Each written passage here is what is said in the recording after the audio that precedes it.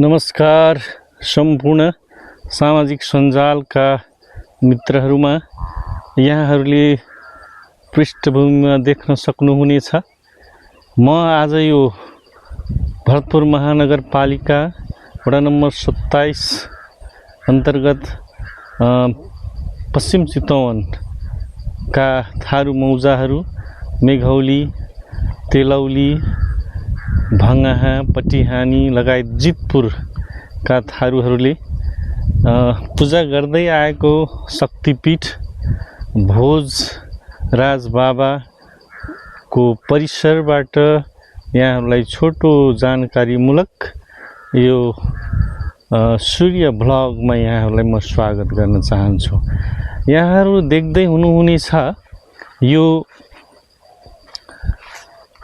भोजराज बाबाको यो परिसरबाट मैले यहाँहरूलाई यो सूचना प्रदान गर्नु हो। यहाँ भित्र जाने प्रयास गर्दैछु।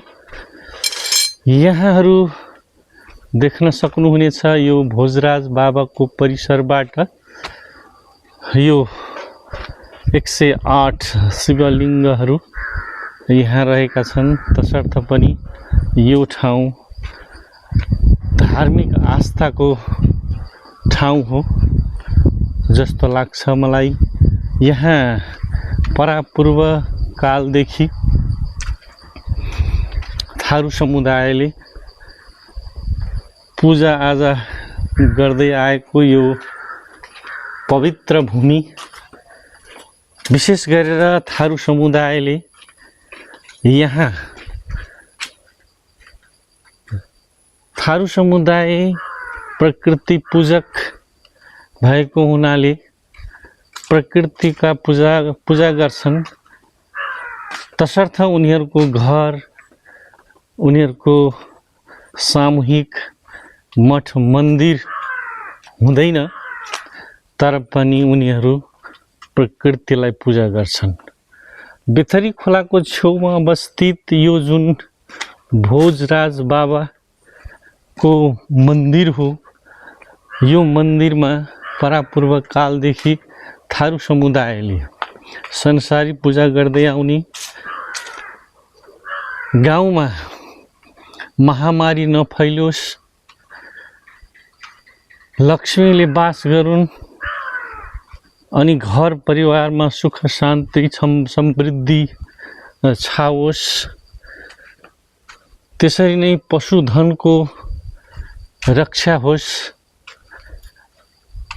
अनि अन्न बाली पनि सप्रोस्, भोकमरी नलागोस् भन्नका खातिर परापूर्व कालदेखि सदियौँदेखि थारू समुदायले पूजा गर्दै आएको यो भोजराज बाबाको पवित्र स्थानबाट मैले यहाँहरूलाई केही जानकारीमूलक भिडियो प्रस्तुत गर्न पाउँदा अत्यन्तै खुसी छु। किनकि यसरी थारू समुदायले आफ्नो परिवारमा आफ्नो पशुधन, मैले यहाँहरूलाई पस्किँदै गर्दा भोजराज बाबाको मन्दिर भनिरहँदा यहाँहरूले स्क्रिनमा देख्न सक्नुहुनेछ श्री भोजराज सिद्ध बाबा मन्दिर भनेर।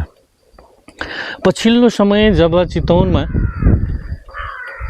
अन्य आन्तरिक जुन बसाई सराईको क्रम चल्यो, थारूहरू प्रकृति पूजक भएकोले प्रकृतिको समय समयमा मात्रै पूजा गर्ने गर्थे, बेला मौकामा मात्रै। यही समयमा यो पश्चिम चितवनमा इन्टरनल्ली माइग्रेट भएर आएका जुन विभिन्न जात जातिका मानिसहरूले पछिल्लो समय, यसरी भन्न त नहुने हो तथापि पनि मैले हाम्रा अग्रजहरूबाट सुने।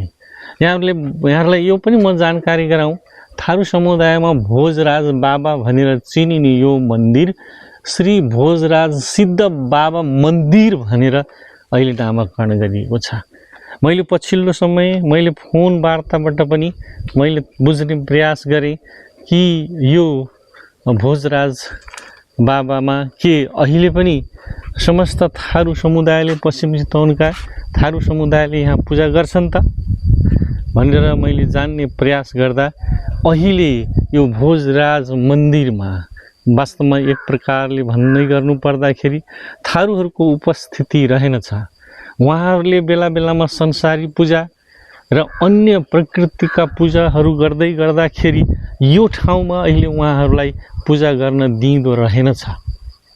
अहिले उहाँहरू यो छुट्टै यो मेघौलीको अन्य ठाउँमा आफ्नो परम्परा अनुसार यो पूजा गर्दै आउनु हुँदो रहेछ।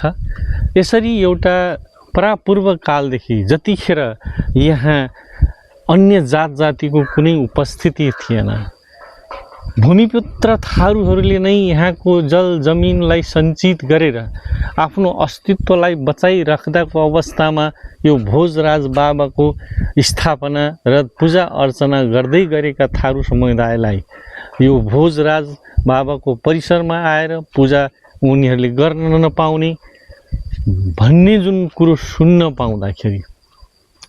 पर्दाखेरि मलाई अचम्मै लाग्यो।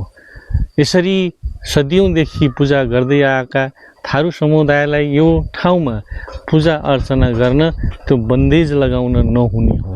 तर खास गरेर थारूहरूले बलि पूजा पनि गर्ने भएकोले त्यो बलि दिन पाइँदैन भन्ने आधारबाट मात्रै यहाँ त्यो थारूहरूलाई पूजा गर्न नदिनु वास्तवमा न्यायिक जस्तो लागेन मलाई। हुन त यसको भित्री कारणहरू के हो त्यो पनि मलाई थाहा छैन, तथापि पनि यसरी थारू समुदायले निर्माण गरेको सदियौँदेखि प्रकृतिलाई पूजा गर्दै आएको यो ठाउँमा थारूहरूलाई पूजा गर्नबाट वञ्चित गर्नु राम्रो होइन जस्तो लाग्यो र यो कुरा मैले यहाँ व्यक्त गरेँ। यसर्थ यहाँ यो जानकारीमूलक भिडियो यहाँहरूलाई सम्प्रेषण गर्न पाउँदा वास्तवमै मलाई आफू ज्यादै नै एक्साइटेड थिएँ।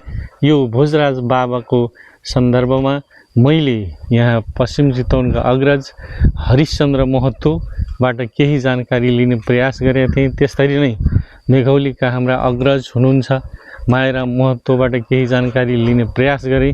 मायाराम महतोले हरिश्चन्द्र दाईले यो बारेमा केही बताइदिनु भयो। यसका लागि पनि उहाँहरू द्वय अग्रजहरूलाई विशेष धन्यवाद दिँदै आजको जानकारीमूलक भिडियो यही अन्त गर्छु। हस्त जय भोजराज बाबा।